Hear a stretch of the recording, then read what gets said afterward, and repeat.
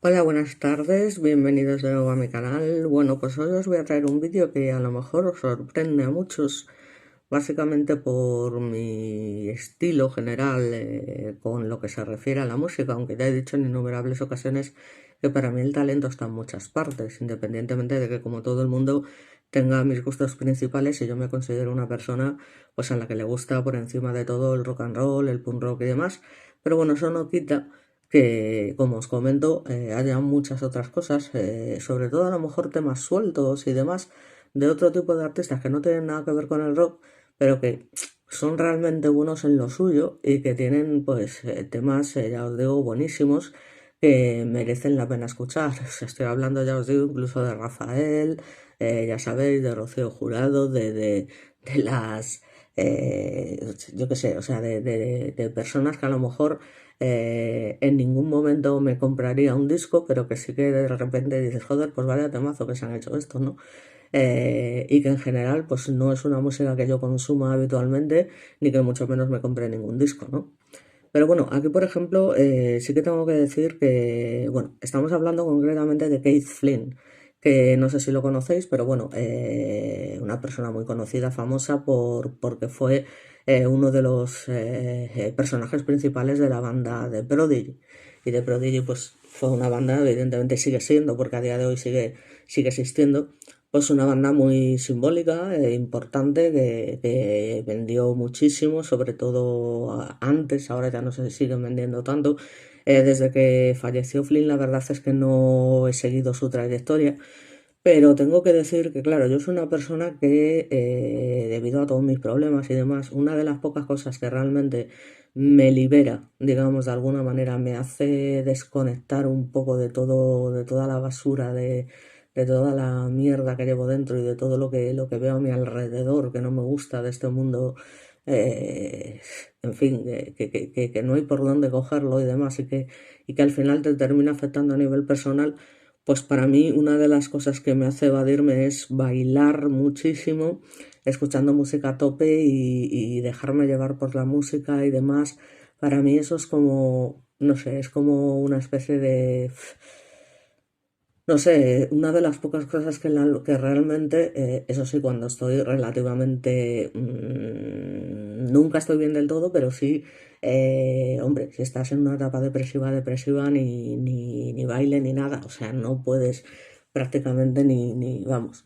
Pero cuando estás así, que estás afectado por algo, estás ahí un poco tristón, un poco como, jolín, qué asco, ¿no? Diciendo tal, pues te pones un cierto tipo de música y yo ya te digo, suelo recurrir siempre a Robe, o sea, porque Robe siempre me saca al final de ese estado, pero a veces también, precisamente porque lo que necesito sobre todo es bailar, pero de esa manera tan loca, ¿no? De bailar sin control, incluso ya os digo, si hace falta lo típico, bueno, no lo voy a decir aquí porque ya os digo, hay miembros de mi familia y demás, pero a mí, por ejemplo, mi psiquiatra, una de las cosas que sí que me permite y que de hecho me recomienda porque sabe que me sienta bien, es por ejemplo lo del tema de la marihuana, por ejemplo, pero solamente es ese tipo de, o sea, yo no puedo beber alcohol, no puedo tal, y desde luego no soy una persona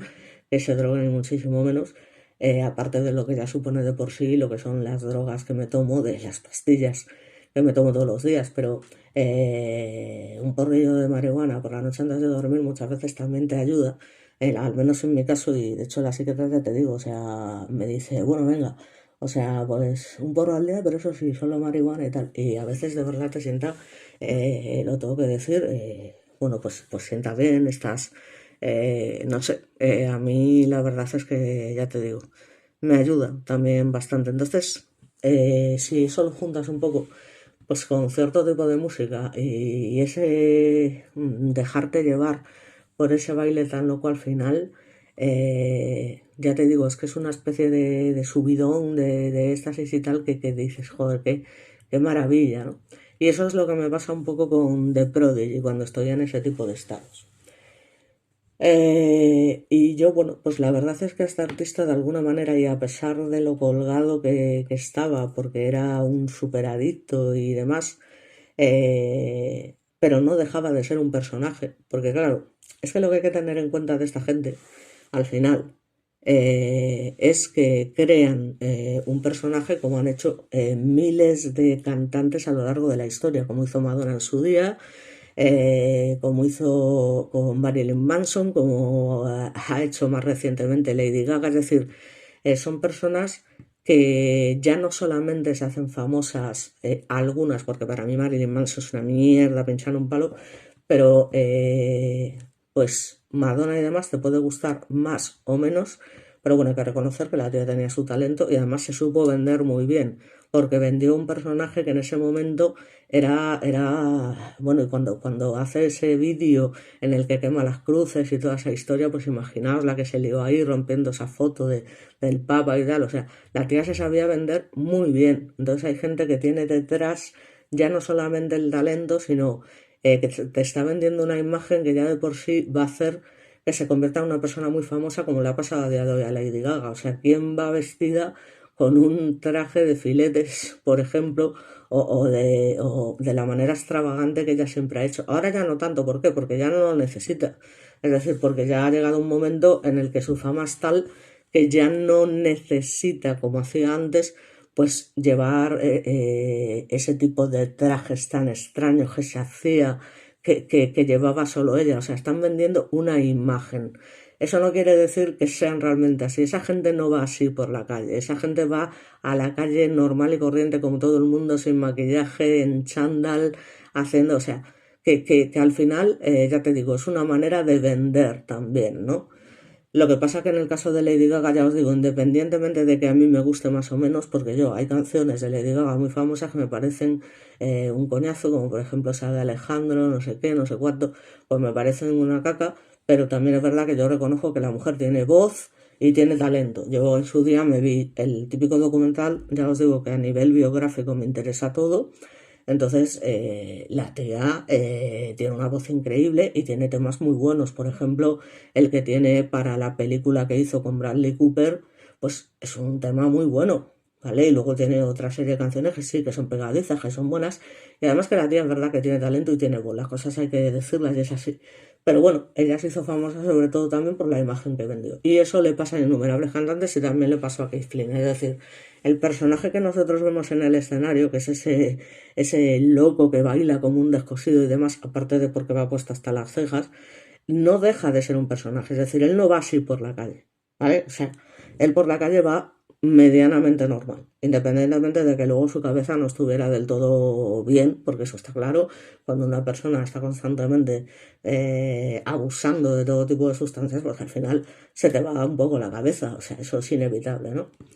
Esto fue lo que le pasó a este chico. Y tenía mucho talento, desde luego era un gran bailarín y era una persona que ya os digo, que a lo mejor os va a sorprender porque realmente tenía muchas virtudes también, ¿no? A pesar de ese personaje extraño que él se crea de alguna manera.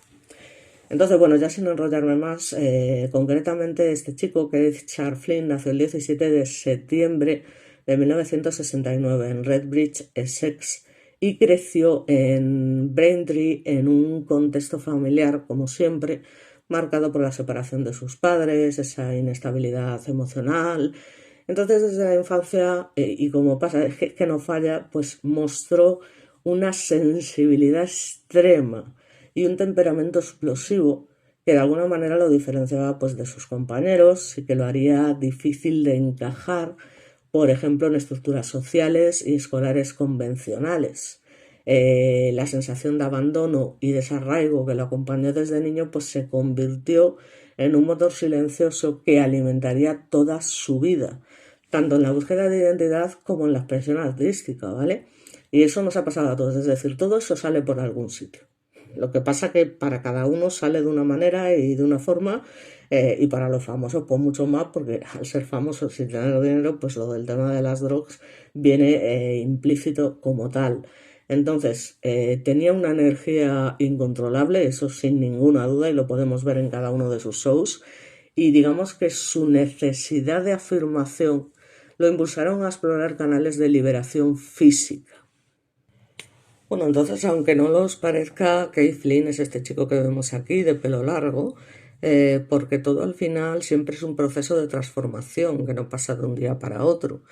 Hasta que llega un momento en el que ya te digo, el propio consumo de sustancias pues te lleva ya a un extremo, digamos, en el que no hay regreso de alguna manera, ¿no? Que fue lo que le pasó a este hombre. Pero bueno, es lo que os digo, aquí por ejemplo tiene una apariencia totalmente normal, o sea, un chico de pelo largo con sus pendientes y demás, pero que no deja de ser una persona, ya te digo, y también incluso en sus momentos, digamos, más intensos, con ese personaje, ¿no? que él había creado en el escenario, él no iba así por la calle, como os comento, es decir, veremos imágenes de cómo realmente él iba cuando salía por ahí. Entonces, eh, digamos que al final, bueno, pues buscando esa identidad en la expresión artística, pues digamos que su energía incontrolable y esa necesidad de afirmación lo impulsan a explorar canales de liberación física, que es lo que me pasa a mí con la música. Al final, siendo la danza en particular y el breakdance sus primeras herramientas. Entonces para Flynn bailar no era un pasatiempo, era un lenguaje, era un medio para expresar emociones que no podía poner en palabras. Y es así, o sea, el baile es liberador total. Cada giro, salto o gesto era un acto de catarsis, nunca mejor dicho, que equilibraba la tensión interna de su personalidad, que necesitaba urgentemente una salida para no autodestruirse. Entonces, claro, con la llegada de la cultura rave británica a finales de los años 80, Flynn encontró un entorno donde su energía, digamos, podía integrarse en algo que era más grande que él mismo. Las raves eran territorios de anonimato, liberación y catarsis colectiva. Los bajos pulsantes, las luces intermitentes y la masa en movimiento pues proporcionaban una sensación de pertenencia y control que Flynn nunca había sentido en su infancia y que necesitaba profundamente, porque es lo que os digo, este tipo de gente que coincide casi siempre en esas infancias traumáticas, pues tiene que sacar su dolor por algún sitio y él lo sacó de esa forma. Entonces fue en este contexto donde conoció a Liam Howlett, cuyo trabajo musical contenía de alguna manera una agresividad rítmica que necesitaba un catalizador humano para ser trasladada al escenario. Entonces aquí es donde Flynn ofreció precisamente eso. Por eso es una figura fundamental dentro de la banda.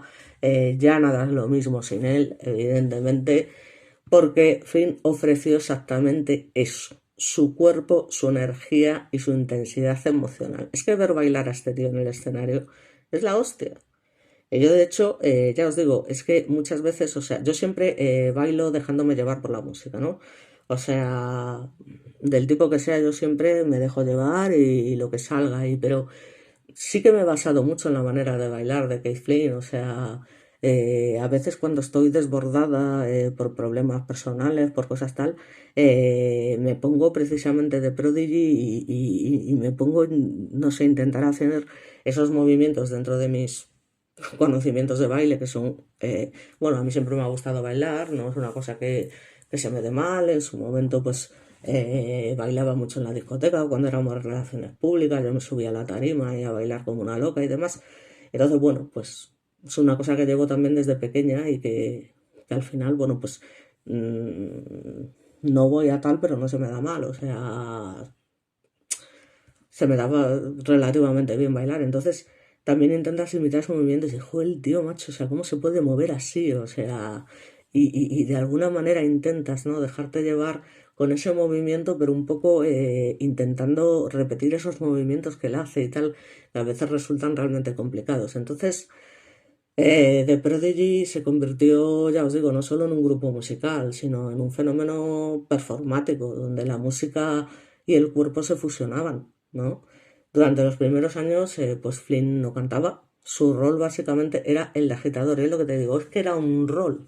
Esto la gente no lo entiende. Dice, este colgado, no sé qué. Es que era un rol. O sea, él al final es un personaje, como os comento, que se crea. ¿Vale? Entonces, como han hecho miles de artistas toda la vida. O sea, Entonces, el agitador, el bailarín extremo, el provocador, capaz de convertir cada concierto en un acto de experiencia totalmente visceral, ¿no? Donde la audiencia absorbía la energía de su cuerpo como si fuera parte de la música misma, porque era así, o sea, su performatividad encarnaba la idea de Judith Butler de que el cuerpo no solo representa la identidad, sino que la constituye. ¿Vale? Cada movimiento de Flynn era una materialización de su psique y de sus emociones más profundas, como me pasa a mí. ¿Vale? O sea, eso es así. ¿Vale? Lo que pasa es que yo evidentemente no me conoce ni Dios, ¿vale? O sea, bueno, parte de la gente de aquí, pero que no tal, ¿no? Evidentemente. Aquí, por ejemplo, ya vemos pues esa transformación de alguna manera con ese aspecto peculiar que él solía llevar en sus conciertos y demás. Pero como os digo, él no iba así por la calle. O sea, de hecho, ya lo veremos a continuación. Entonces, en 1992, con el lanzamiento de Experience, The Prodigy consolidó de alguna manera la escena rave británica, ¿no? Donde Flynn ya era conocido precisamente por esa presencia magnética en los escenarios, a pesar de que todavía no cantaba. Pero es que transmitía esa energía física y sus gestos violentos, incluso convulsivos, pues eran la principal herramienta para transmitir emociones y crear conexión con el público. Con Music for the Gillette Generation en el año 1994, la banda digamos que exploró estructuras pues, mucho más complejas y agresivas, incorporando elementos de breakbeat, techno y punk electrónico, porque al final no deja de ser, es lo que os digo, o sea, por eso me gusta, o sea, me gusta. Tiene temas que es que no es que me gusten, es que me encantan, sobre todo por eso, porque me permiten bailar de una manera diferente, de una manera, pues eso, entrando en una especie de catarsis, es así, o sea, es lo que yo siento. Entonces, Flynn seguía siendo ese catalizador humano que al final funcionaba como un puente entre lo que es el sonido y la emoción colectiva, transformando la música en experiencia física y emocional. Su papel no era técnico, sino, como os comento, visceral. Él era el conducto a través del cual la música adquiría cuerpo y significado. Y ya, por supuesto, llega el momento decisivo, en el año 1996 con el famoso álbum The Fat of the Land, y concretamente con el sencillo que todo el mundo yo creo que conoce, Firestarter. Aquí Flynn se convirtió literalmente en el rostro de The Prodigy y en un auténtico icono mundial, le pese a quien le pese, o sea, esto es así. Aquí además ya llega a convertirse también en cantante, ¿no?, de la banda y bueno, pues aquí por ejemplo podemos destacar pues digamos de alguna manera lo que es bueno, pues esa voz de alguna manera rasgada y gutural, ese cabello en forma de cuernos y su maquillaje oscuro que consolidaron una identidad provocadora, agresiva y transgresora, porque era lo que él quería transmitir, comento, es un rol, un personaje. Entonces, la letra minimalista reflejaba una confrontación con el mundo y un grito de afirmación personal. I am the Firestarter, Twisted Firestarter. La canción se convirtió en un himno de la juventud alienada, un canal de energía y rebeldía. Pero la fama global no solo amplificó su presencia, sino también la presión que ejercía sobre su psique al final, porque esto es lo que termina pasando. Entonces, la intensidad que antes era liberación se termina transformando en mandato, porque al final, como es un rol, ¿vale? O sea, es una imagen que tú estás vendiendo, de alguna manera, pues sostener la imagen de rebelde extremo y mantener el nivel de energía en el escenario para cumplir con las expectativas del público, pues al final termina convirtiéndose en tu propia tumba de alguna manera, se convierte en una carga constante. Entonces, porque detrás de esos personajes que ellos crean hay personas, ¿vale? Personas que son, entre comillas, normales y que han vivido situaciones complejas en su vida. Y entonces hay una línea entre Faith Clean y Firestarter que digamos comenzó a desdibujarse y la máscara performática empezó a imponer límites sobre lo que era su vida personal, que nada tenía que ver, como os digo, con ese personaje que él crea, ¿no? Como muchos otros. Entonces, lo que no podemos dejar de afirmar es que la obra de Flynn es inseparable de su psicología, es decir, canciones como Breathe, que también es que es buenísima, presentan tensiones rítmicas y explosiones vocales que reflejan el conflicto entre control y desborde. Por otra parte tenemos Voodoo People y Smack My Big Chat, que como sabéis, bueno, fue una canción un poco polémica, ¿no? Porque es pues como mi puta, ¿no? De alguna manera. Y que canalizan la agresividad y el desafío, convirtiendo esa rabia interna en un fenómeno cultural que provocaba, liberaba y conectaba con las emociones de la audiencia.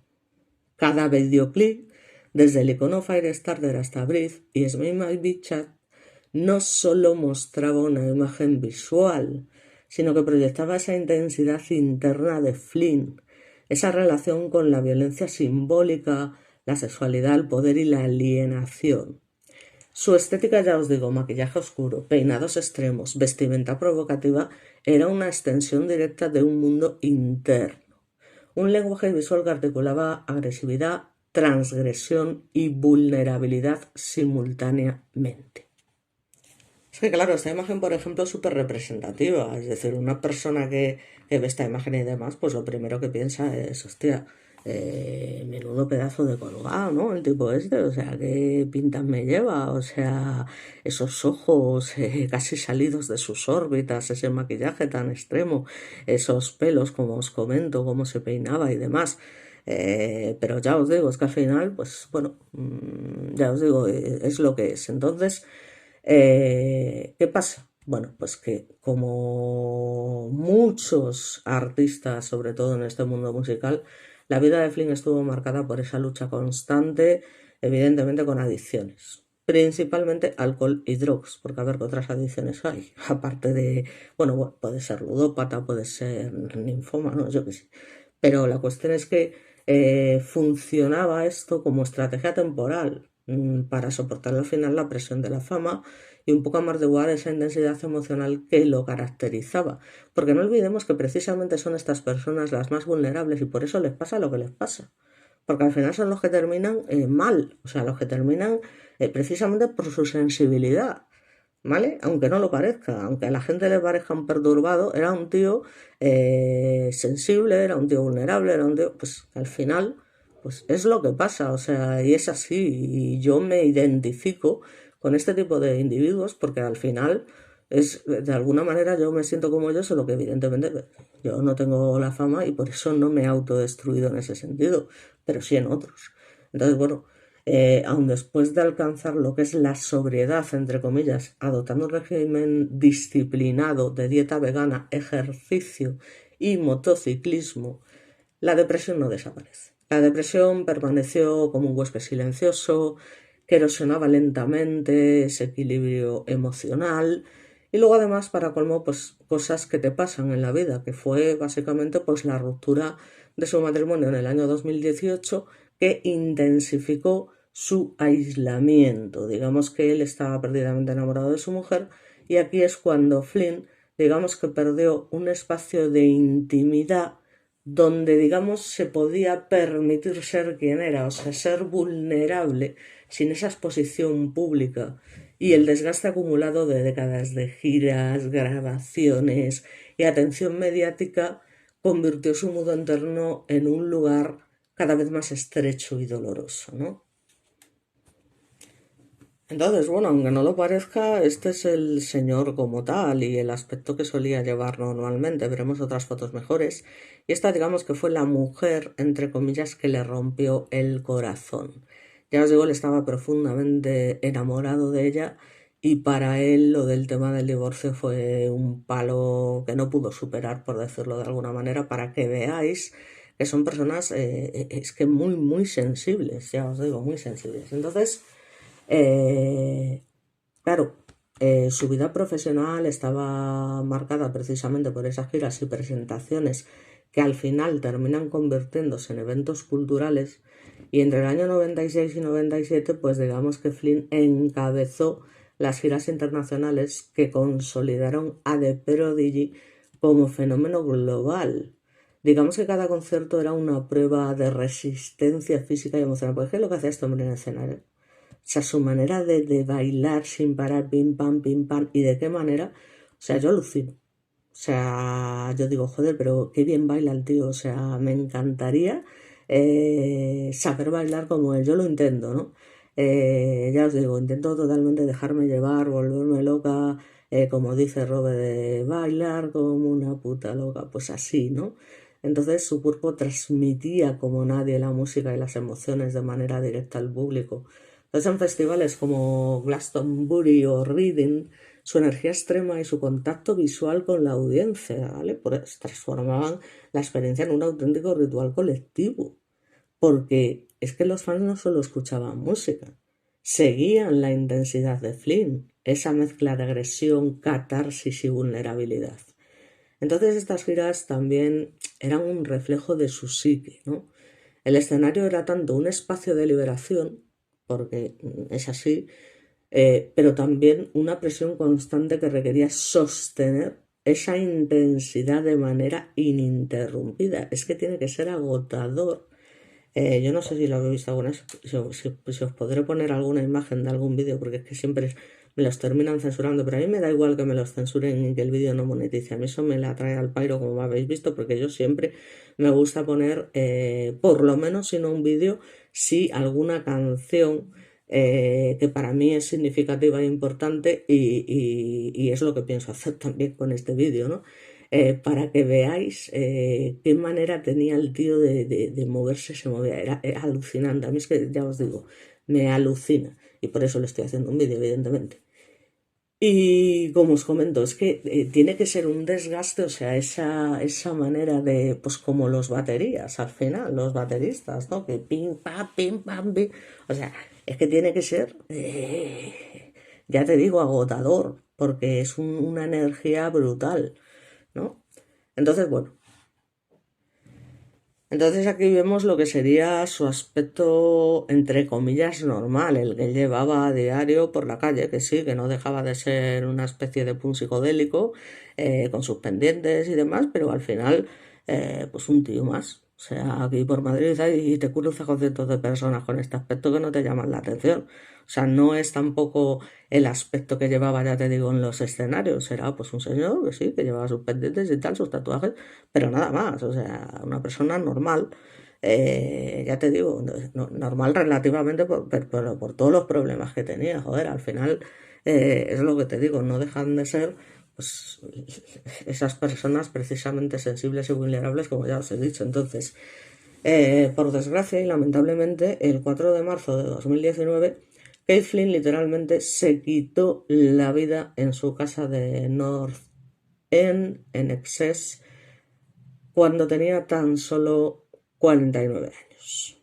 Digamos que se quitó la vida, ese quitarse la vida fue la culminación de una lucha prolongada contra la depresión, el agotamiento emocional y la soledad, ¿no? Sobre todo a la hora de divorciarse. A lo mejor si no se hubiese divorciado, pues hubiese logrado sobrevivir, pero tampoco os penséis que eso lo hubiese salvado como tal, ¿no? Porque esta gente ya tiene va con eso tan intrínseco, tan dentro, que al final, de una manera o de otra, termina llevándolo siempre al mismo final, ¿vale? Y a mí no me ha llevado a ese final básicamente porque yo tengo un hijo al que quiero por encima de todo, que es mi vida, que es mi razón para seguir luchando y demás, pero no será porque muchas veces no se me ha pasado por la cabeza. O sea, yo realmente he tenido problemas y mis informes psiquiátricos son graves, o sea, son de personas con una enfermedad grave porque a mí muchas veces en la desesperación de tal, es que me tiro por la ventana, o sea, es que y sí, y se te pasa por la cabeza y son ideas que son muy fuertes y muy dolorosas pero a mí como yo priorizo a los demás, pues evidentemente pongo por encima de todo y gracias a mi hijo y a mis sobrinas especialmente. Entonces jamás haría una cosa así, más que nada por el daño que yo pienso, digo, madre mía, digo, si yo hago algo así, digo, qué dolor, qué daño le voy a hacer a mi hijo irreversible durante el resto de su vida. Entonces, precisamente porque pienso en él, que es lo que más quiero y lo que más amo de todo y demás, a pesar de la familia que en parte me ha tocado, eh, es que lo amo con toda mi alma y tanto que sería incapaz de hacerle daño de esa manera, al menos, ya os digo, de manera consciente. O sea, eso es así. Y es duro lo que estoy diciendo, pero real. O sea, real como la misma divinidad misma. Yo he tenido ideas de muerte, yo he estado muchas veces muy mal, he tenido que acudir a urgencias en una desesperación muy grande y es muy jodido. Entonces, bueno, pues por eso me identifico con cierto tipo de personas, independientemente de que su vida no tenga nada que ver con la mía. Entonces su desesperación sacudió al mundo, que lo percibía como un icono invencible, un símbolo de energía y rebeldía. Entonces, claro, la noticia al final puso en evidencia que la fama, la fuerza performativa y la intensidad creativa no protegen del sufrimiento psicológico. Porque es que esto es así, es así. Porque realmente lo que pasa en estos tipos es que,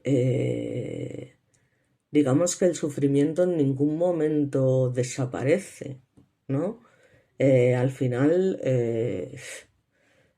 simplemente se transforma de alguna manera. Entonces, bueno, pues, como os digo, mmm, pone en evidencia básicamente lo que todo el mundo ya debe saber por otros muchos casos que ha habido, ¿no? Pone en evidencia que la fama, la fuerza performativa y esa intensidad creativa no van a protegerte del sufrimiento psicológico, porque eso siempre va a estar ahí en tu cabeza y eso no hay Dios que lo quite. O sea, es que es lo que te digo, hay ciertas cosas que no tienen cura y ya te pueden inflar a pastillas y estar tomando todo tipo de drogas, porque es que hablan de lo del tema de las drogas y demás. A mí me hace gracia porque en realidad las medicaciones que te están dando los psiquiatras, o sea, son terroríficas. O sea, estamos hablando de unas medicaciones terribles. O sea, que al final terminas con problemas hepáticos incluso porque, claro, cuando te estás tomando 12 pastillas al día y estamos hablando de pastillas muy fuertes entre las que se encuentran las benzodiazepinas, que hay que tener en cuenta que mucha gente de esta se engancha precisamente a este tipo de medicaciones. Es como lo del tema del famoso fentanilo y demás. O sea, al final no dejan de ser medicaciones legalizadas, pero que al final son drogas igual. O sea, son drogas igual. Y yo, por ejemplo, el cóctel Molotov que me tomo a diario de medicación es lo que os digo, una persona normal, un día, ¿vale? Un día. Esto lo hablo muchas veces con mis amigos, y porque yo tengo la suerte de tener, pues esos buenos amigos, gente que me apoya mucho, algún miembro de la familia que también, con el que también me identifico y de alguna manera comparto ese tipo de cosas, pues es que una persona normal, lo que digo, se toma un día, un día las 12 pastillas que yo me tomo todos los días y es que le entra un coma. O sea, porque se queda, o sea, te quiero decir, es que estamos hablando de una cosa muy fuerte. Además en unas dosis brutales, brutales, porque mi cuerpo llega a un momento en que desde los 17 años, imaginaos, o sea, mi tolerancia a la medicación es tal. Es lo que os digo, me pica un mosquito y es que se muere envenenado. O sea, al final es que no estamos hablando de cualquier cosa. Entonces, las benzodiazepinas, que son medicaciones que normalmente te recetan como mucho para estar tomando durante 3 meses y en dosis muy bajas, yo las tomo a diario desde hace muchísimos años y en dosis elevadísimas. Es que alguna vez en la farmacia me han dicho, pero ¿estás segura que este lorazepam es de 5 y no de uno? Y yo, no, no. Vamos a ver, ¿usted está viendo aquí la tarjeta de la Seguridad Social? O sea, ¿usted es tonta o es tonta? ¿Está viendo lo que pone aquí? Es que no me lo estoy inventando yo. Y aún así no me hace nada. ¿Por qué? Pues porque llega un momento que el cuerpo se acostumbra a todo, lamentablemente, y a mí, pues lo que hacen siempre es lo mismo. Vas, bueno, pues tómate una más de estas, pues tómate una más de la otra. Pues pues vamos a aumentar esto, vamos a aumentar lo otro. Y al final eso no sirve para nada. Entonces ha llegado un momento que sinceramente voy, sí, escucho tal, te subo esto, te subo lo otro, y yo no hago ni puñetero caso. ¿Por qué? Porque digo, es que no me va a servir de nada, porque lo voy a subir y al final me voy a estar autodestruyendo también de alguna manera y no me está sirviendo, porque esto no me está ayudando y me he cansado de decírselo 101.000 veces a las psiquiatras y tal, pero claro, no saben qué hacer conmigo. Es que a mí mi psiquiatra me ha llegado a decir, es que ya no sé cómo ayudarte, ya no puedo hacer más. O sea, me han llegado a decir eso. O sea, es muy triste decirme, no te puedo ayudar. Es que no te puedo ayudar, es que ya no puedo hacer nada más de lo que estoy haciendo. Dice, porque contigo es que un cambio de medicación, no sé, pues ya has probado todas las medicaciones habidas y por haber. Dice, ya se te han subido la vez. Entonces, es que cambiarte la medicación no va a servir de nada, porque realmente es que ya lo has probado todo. Entonces, cuando un psiquiatra te dice eso, dices tú, joder, es que si tú no me puedes ayudar, entonces ya tierra trágame. Porque entonces, ¿qué cojones me puede ayudar? Y dices tú, uno mismo, no sé qué, y luego te viene la típica gente que te suelta la típica charla, eh, y que efectivamente yo sé que lo hacen con toda su buena intención, sí, yo lo sé, pero venga, porque tal, porque claro, desde fuera la situación se ve muy distinta, se ve muy fácil, y entonces es como, es que tú eres la única que puedes tal, porque tienes tal, porque tú puedes, porque venga, porque tal, porque no sé qué. Mm, las cosas para poder entenderlas hay que vivirlas, ¿vale? Básicamente es que es la única manera de entenderlas. Entonces, como eso, en la mayoría de los casos, y por suerte también para ellos, pues no pasa, pues siempre te dirán cosas de lo típico. Cosas que nunca le debes decir, como dicen los psicólogos y la psicóloga Japuta, que yo la sigo es muy buena, la verdad, me he leído sus libros y hace comentarios pues, de ese tipo, ¿no? De que al final lo último que le puedes decir a una persona que tiene este tipo de problemas es esto. Y es lo que precisamente suele decirte la gente. Porque la gente no entiende, ¿vale? No entiende y es lógico, porque al final tampoco conocen este tipo de traumas, este tipo de situaciones. Y claro, yo que tengo, o sea, yo soy bipolar, tengo trastorno funcional de la personalidad, tengo TCA, que es un trastorno de la conducta alimentaria, tengo ansiedad e insomnio crónico, tengo además fibromialgia, o sea, lo mío es una cosa seria y que con el tiempo pues se ha ido agravando también, ¿no? Por X circunstancias y porque cada vez eres más consciente de las cosas que has vivido y de cómo las has vivido. Entonces, bueno, me estoy enrollando muchísimo, pero también es una forma de darme a conocer y de deciros que yo, pues también, por eso me identifico con este tipo de gente, porque sé lo que es, joder. Y luego encima, en este mundo de la fama que te está constantemente requiriendo una intensidad con la que a veces no puedes ni con tu propia vida y tienes que andar lo que te digo, dándolo todo y demás, pues es que los termina hundiendo. O sea, eso es así. Es que yo en el fondo digo, ¿cómo el tío aguanta esta energía y tal, cuando en realidad lo único que quieres es estar tirado en la cama y decir, es que no puedo con el alma, tío. O sea, es que esto es así. Entonces, ¿qué pasa? Pues que al final todas estas cosas no te van a proteger y además, bueno, pues Liam Howlett confirmó que Flynn había enfrentado depresión durante años. Probablemente hubiera otro problema mayor, algún tipo de trastorno no diagnosticado, revelando la profundidad del conflicto interno que ocultaba tras esa máscara de fuego, caos y provocación, porque no dejaba de ser una máscara. Por eso digo que toda esa gente que lo ve, joder, menudo colgado y tal. Pero, tío, ¿no ves que está asumiendo un rol? Como hacen muchos artistas y tal, que al final se han hecho más famosos por el rol que tal, como os he dicho el caso de Lady Gaga, que por su música como tal.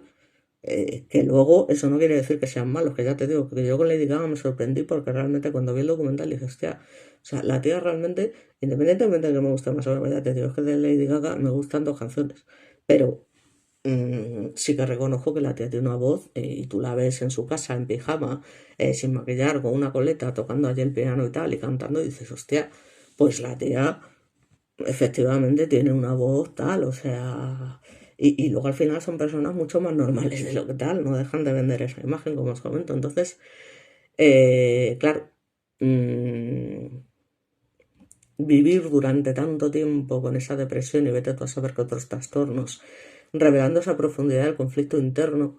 Ya os digo, pues al final su muerte pues provocó una reflexión cultural sobre la salud mental de los artistas, sobre esa invisibilidad del dolor emocional y la urgencia de mirar más allá de la superficie pública para reconocer la humanidad.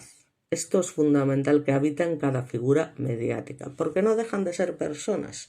Hay algunos que son tontos del culo, o sea, que son personas que dan pena y que no tienen ningún talento y que están ahí por la face, como el caso del Bad Bunny este, que dices tú, ¿qué talento tiene ese tío? Porque es que, en fin, esas personas dicen, sí, es un ser humano y demás, vale, perfecto, será un ser humano, pero es patético, ¿vale? Básicamente porque no tiene ningún talento y el tío vende más que tal. Entonces, esto demuestra que al final no es necesario tener talento para llegar tan lejos. Y entonces esto realmente no deja de ser muy triste. O sea, que este tío llegue aquí a España y tenga que hacer no sé cuántos días de gira vendiendo no sé cuántos millones de entradas un día y otro también. Y es que luego lo escuchas cantar. Bueno, cantar, en fin, lo escuchas intentando lo que se supone que es cantar y dices tú, hombre, es que esto ni es talento ni nada, esto lo que es una vergüenza. Pero por lo menos esta gente como Kate Flith tenía algún talento. Y es que el tío bailaba de la hostia. O sea, el tío era increíblemente bueno en eso, bailando. Y luego se demostró que como cantante, pues también era bueno, lo hacía bien. O sea, se ve en el vídeo y en la canción de Firestarter y en la de Breathe y en la de tal. O sea, eso es así. Entonces, al final, bueno, pues independientemente de sus rarezas y demás, pero el tío tenía su talento, ¿vale? Cosa que otros que venden muchísimo más y que a día de hoy están muy de moda no tienen, pero ni por asomo, ¿vale? O sea, pero ni por asomo. Porque lo que da es pena. O sea, que encima la gente pague por ver a este tipo de individuos, porque no los voy a llamar ni artistas, porque es que no son nada. O sea, es que a esa gente tú la escuchas sola en su casa con el micrófono y te pones a llorar de pena. O sea, dices, pero este tío, o sea, ¿cómo es posible? ¿No? Entonces, bueno, pues es así, porque hemos llegado a un punto en el que a cualquier cosa le llaman cantar. Y porque luego hay detrás, claro, pues hoy en día se puede distorsionar el sonido de tal manera que por muy mal que cantes, al final suena bien. ¿Vale? Pero no porque tú cantes bien, porque si te quitan todo eso que hay detrás, en fin, ¿no?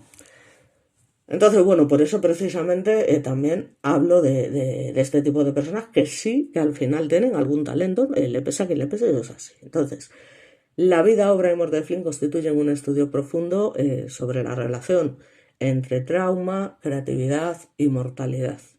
Cada álbum, canción, videoclip y presentación al final refleja un conflicto entre agresión y fragilidad, control y desborde, vida pública y mundo privado, porque es lo que la gente no entiende. Esta gente tiene una vida pública que es de una manera o que se muestra de una manera, pero luego tiene una vida privada que es la real, ¿vale? Que es la que no vemos, ¿vale? Pero es la que está ahí de verdad, que es muy distinta a la que ellos nos dan a entender dentro de ese rol que se crea. Entonces, su cuerpo, su voz y su estética visual al final se integran en un lenguaje completo que articula emociones que no pueden expresarse de otra manera. ¿Vale? Es que esto yo lo entiendo perfectamente, es que total, vamos. Y desde Experience hasta The Day Is My Enemy, su trayectoria muestra cómo la creatividad puede ser una herramienta de supervivencia, pero al mismo tiempo un espejo de vulnerabilidad, ¿vale? Sobre todo para este tipo de gente, o sea, esto es así. Perdón, bueno, pues aquí tenemos, por ejemplo, el vídeo de Firestarter. Bueno, está en blanco y negro y está sin música porque está así, no porque yo lo haya puesto así. Es decir, son estos mini vídeos que aparecen entre las imágenes. No sé si esto se puede censurar o no. Me imagino que sí, porque aquí por censura que no sea. Y entonces, bueno, pues esto es lo que podemos ver. Y la pena es que no esté a color. Y ya os digo que no se puede escuchar la música. Pero bueno, al final del vídeo os pondré algo más concreto, ya os digo, y a ver si lo podemos ver un poquito mejor. Luego, por otra parte, a ver, luego tampoco podemos negar que al final el legado de Flynn trasciende la música y el espectáculo, ¿no? Demuestra que la pasión, la intensidad y esa creatividad extrema pueden transformar culturas y generar conexión emocional, pero también recuerda que la vulnerabilidad humana es inseparable sin ninguna duda de la grandeza, sea artística o incluso si no existe esa grandeza, y que Flynn ardió con una energía que iluminó generaciones, que redefinió la música electrónica y elevó la performance a límites inéditos, ¿no? Entonces, su desaparición de alguna manera nos obliga a mirar detrás de la máscara, a comprender que no lo hacemos, la humanidad del artista, y a reconocer que la fragilidad y la grandeza no son opuestas, sino dos caras de la misma existencia. Es decir, su historia completa al final constituye un testimonio integral sobre cómo la expresión artística puede ser simultáneamente liberación, comunicación y reflejo de la profundidad emocional más oculta, convirtiendo de alguna manera a Keith Flynn en un caso paradigmático de intensidad creativa, vulnerabilidad humana y un legado cultural sin ninguna duda inigualable. ¿Vale? O sea, eso es así, no se puede negar. Luego también hay que tener en cuenta que es que este chico parecía, digamos, dislexia, ¿no? Aunque durante sus años escolares se lo descubrió como un chico inteligente, pues no quiere decir que no tuviera este problema, y además pues fue un chico problemático en clase, pues porque evidentemente, bueno, pues hay gente que lo manifiesta así, y como era un chico con una infancia infeliz, pues en su adolescencia no hacía más que pelearse con sus padres y demás, pues al final tal. Entonces, eh, digamos que, bueno, sabéis que es un trastorno del aprendizaje que implica esa dificultad para leer debido a problemas para identificar sonidos y relacionarlos con letras y palabras, ¿no? Hay una decodificación y que afecta a áreas del cerebro que procesan las palabras y el lenguaje. Las personas con dislexia tienen una inteligencia completamente normal, e incluso por encima de la media muchas veces, y por lo general una visión normal, pero la mayoría de los niños con dislexia pueden tener éxito en la escuela con un asistente o programa de educación especial, igual que los niños con TDA, como le pasa a mi hijo, que es un niño con TDAH, pero es un chaval que él solo ha aprendido, aunque en primaria le costó un montón y con mucha ayuda, pero ahora en el instituto el tío está que se sale, o sea, quiero decir, he sacado unas notazas y tal, y ya me dirás tú, no estudia un carajo, o sea, me sorprende, pero bueno, yo también era así, o sea, yo estudiaba el día antes, me lo leía, tal, y ala, ya está, era lo que hacía, ¿no? Entonces, salvo las asignaturas que a mí me gustaban, historia, en su caso en la carrera de Derecho Penal, luego pues en la criminología y tal, o sea, al final, y luego en educación infantil, o sea, lo que te gusta, y entonces a eso sí le dedicas tiempo. Lo que te parecía un coñazo, pues cogías y decías, venga, esto me lo leo el de artes y ya, y si hay suerte apruebo, y si hay suerte, pues no. No, pues el apoyo emocional es un papel y juega un papel súper importante. Porque para este tipo de trastornos no existe cura. Es decir, un disléxico será siempre disléxico. ¿Vale? Pero evidentemente la intervención y el tratamiento tempranos siempre conducen a mejores resultados. Es que estamos hablando de que este chico fue expulsado de la escuela a los 15 años. Cuando era adolescente tuvo que trabajar en la construcción reparando techos. Y es en la década de los 80 cuando entra en la escena musical, ya os digo, en ese género de música electrónica, acid house y demás. Por eso digo que a lo mejor os resulta extraño que yo esté hablando de este artista en particular, porque no soy precisamente fanática de la música electrónica, ni muchísimo menos. Lo cual, cuidado y ojo, no quiere decir que no me guste la música disco en algunas vertientes, porque yo lógicamente como adolescente y como persona que trabajo como relaciones públicas en una discoteca, y como persona que se tenía que subir a una tarima a bailar, a animar, a preparar fiestas y demás, pues evidentemente hay una serie de canciones que me han dejado huella y que me gustan y son música disco, pero a veces cuando quedo con mis amigas y tal, decimos, venga, vamos a ponernos y nos ponemos un recopilatorio de ese tipo de música disco de la que escuchábamos cuando éramos chavalas, éramos niñas, porque yo tenía encima 14 años y yo eh, me iba con gente de 16 y tenía que falsificar mi DNI y hacer ese tipo de cosas, pues bueno, al final, en fin, era un bicho de mucho cuidado, ¿no?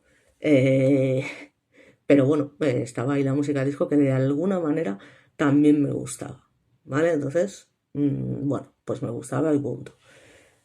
Entonces, bueno, pues básicamente esto también al final influye. O sea, que a un chaval de 15 años lo expulsen del instituto, yo es que son cosas que no termino de entender. O sea, que en lugar de ofrecerte ayuda y apoyo, mi hijo, por ejemplo, en primaria lo pasó fatal. O sea, y yo lo pasé también fatal. O sea, yo es que llegué a ir a llevar a una profesora a inspección porque me parecía una hija de la gran... que es que se empeñaba y se empeñaba antes de que empezara el curso siguiente, la tía, es que tu hijo va a repetir, es que tu hijo no está preparado para tal, es que tu hijo no sé qué, es que tu hijo, digo, pero si no ha empezado ni el curso y ya lo estás juzgando y ya estás diciendo que mi hijo no es capaz, pero tú de qué vas, ¿sabes? Y le hacía la vida literalmente imposible y esto existe, ¿eh? O sea, la tía hizo todo lo posible por hacerlo repetir. Y yo me negué en redondo. Dije, mi hijo no repite como me llamo yo María, ¿vale? Porque me llamo María. Ya todo el mundo creo que se ha enterado con lo del vídeo de Carl Sagan. O el comentario que ha hecho mi tía, ¿vale? Y digo, porque no me sale a mí de los huevos de que mi hijo repite, no va a repetir por mis huevos. Porque además mi hijo lo último que necesita precisamente es que lo hagan repetir porque eso para él va a suponer un trauma y al final, porque a mí me daba igual que repitiese, pero dije, si repite, que repita en el instituto. Pero lo que yo no quería es que se separase de alguna manera, se produjese esa ruptura con sus amigos de siempre, ¿vale? Porque al final eso yo sé que le iba a afectar y de alguna manera influye. Entonces yo decía, bajo ningún concepto, o sea, que lleguen al instituto juntos. Luego en el instituto ya repetirá lo que tenga que repetir, como hice yo, pero yo por tocarme los huevos, literalmente. O sea, quiero decir, yo el primer año no aparecía por clase, me iba de botellón en los horarios de clase, hacía más pellas que nadie, no tocaba ni un libro, me la sudaba todo. En fin, nos escapábamos a veces cuando cerraban las puertas, porque antes te dejaban salir, pero llegó un momento en que se hacían tantas pellas que se cerraron las puertas. Nos daba igual, nosotros saltábamos por la valla y luego llegabas a tu casa con el pantalón roto y tu madre, ¿qué te ha pasado? Que tienes ahí un 7 en el pantalón. No, es que se me ha enganchado, pues no sé qué. Te daba igual, o sea, te buscabas la vida. Entonces, pues, os estoy contando aquí mi vida, pero bueno, al final es una manera también de darme a conocer. Al final, bueno, pues, ya que no muestro mi cara, para que sepáis un poco sobre mi vida, es un poco, pues ya sabéis, ¿no? Entonces, bueno, luego como anécdota, pues era un apasionado del motociclismo, llegó a recorrer 2.414 kilómetros desde Inglaterra hasta el sur de España para competir en el Gran Premio de España de 2007, además de participar en carreras de clubs de motociclismo, ¿no? Tuvo su propio equipo, Team Traction Control, que competió en el Campeonato Británico de Super Sport como parte del Campeonato Británico de Superbikes.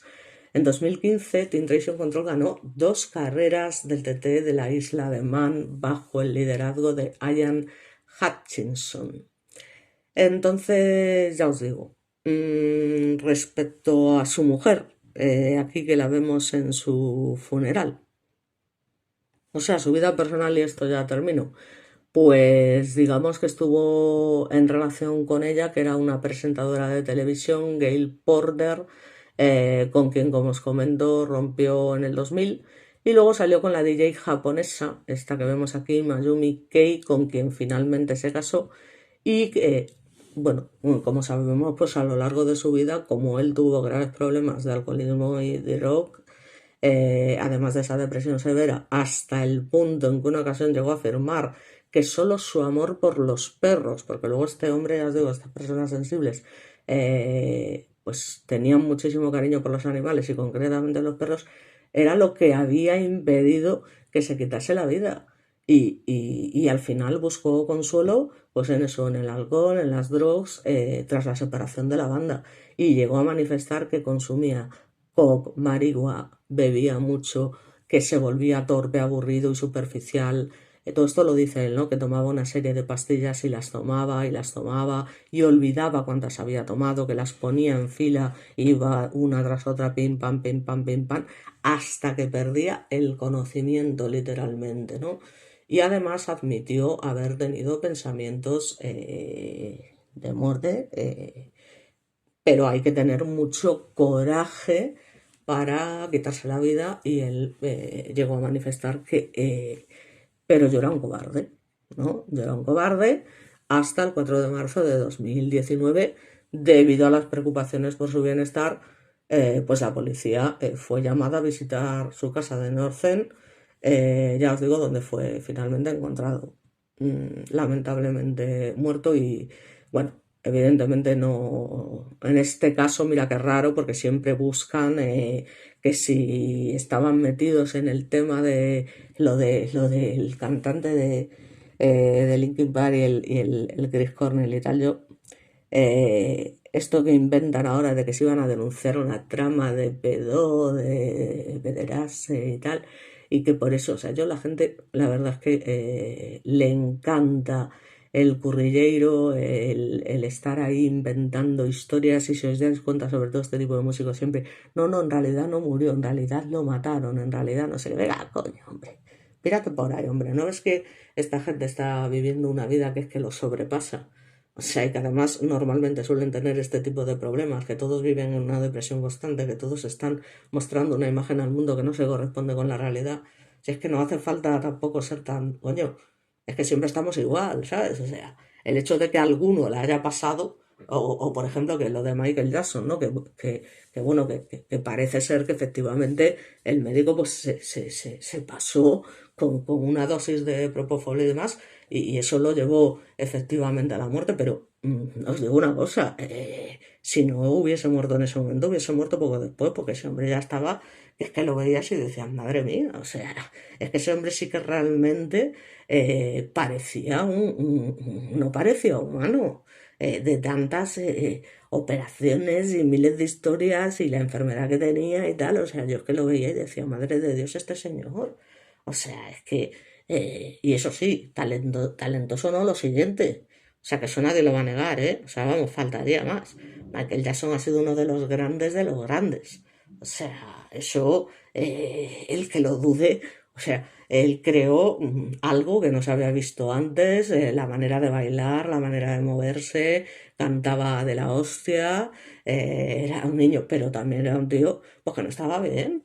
O sea, no estaba bien, era imposible. También, entre otras cosas, por esa infancia traumática que tuvo, pues, de un padre que era en fin, y que los maltrató y que les hizo de todo y que los obligó desde muy niños que no tuvieron infancia. ¿Vale? Entonces, tal. Luego ya lo del tema de que fue o no este tema que surgió de los niños, estas denuncias y tal, pues bueno, ahí ya, en el caso de que haga un vídeo de Michael Jackson, que no lo sé, pues ya hablaremos de ese tema, de lo que yo opino, de lo que dejo de opinar, de lo que creo y de lo que dejo de creer, que no deja de ser una opinión simplemente. Y bueno, pues básicamente ya os digo, el miembro de la banda, Liam Howlett, escribió en las redes sociales que el músico se había quitado la vida, que la noticia es cierta. No puedo creer que esté diciendo esto, pero nuestro hermano Keith se quitó la vida el fin de semana. Estoy conmocionado, muy enojado, confundido y desconsolado. Descansa en paz, hermano, según escribió. Y con esto, pues ya os dejo y simplemente pues os transmito que los artistas también son personas y que detrás de esas imágenes y esos roles que nos venden son seres humanos. Algunos serán tontos perdidos y tontos del culo y engreídos y prepotentes y egocéntricos y en fin, que no hay quien los aguante, pero hay otros que son seres humanos como la copa de un pino, que son vulnerables, que son sensibles, y este es el caso de los que yo voy a traer a mi canal, porque todos aquellos que yo considero que son unos gilipollas, como el Bad Bunny o como el Marilyn Manson, en fin, pues evidentemente no les voy a hacer un vídeo. Así que bueno, traeré más vídeos al canal. A ver, subo sobre todo de músicos porque es una de mis pasiones. También, evidentemente, del mundo cinematográfico. El próximo vídeo que quiero traer, bueno, aparte de que quiero hacer uno de Van Halen, por supuesto. O sea, ¿cómo vas a dejar de hacer un vídeo sobre Eddie Van Halen, no? Pero me gustaría hacer uno sobre Philip Seymour Hoffman, que también es un actor que yo admiraba realmente. Y bueno, como muchos otros actores, pero él era uno de ellos que también tuvo una muerte trágica y que además a mí me sorprendió realmente, ¿no? Porque es estas personas que no crees que dentro de la fama sabes que existe este tipo de tal, pero yo no esperaba que este tío tuviese esa adicción tan grande, la verdad es que me sorprendió un poco. Y bueno, seguiré hablando, como os comento, de muchas otras cosas. Tampoco me voy a enrollar muchísimo más.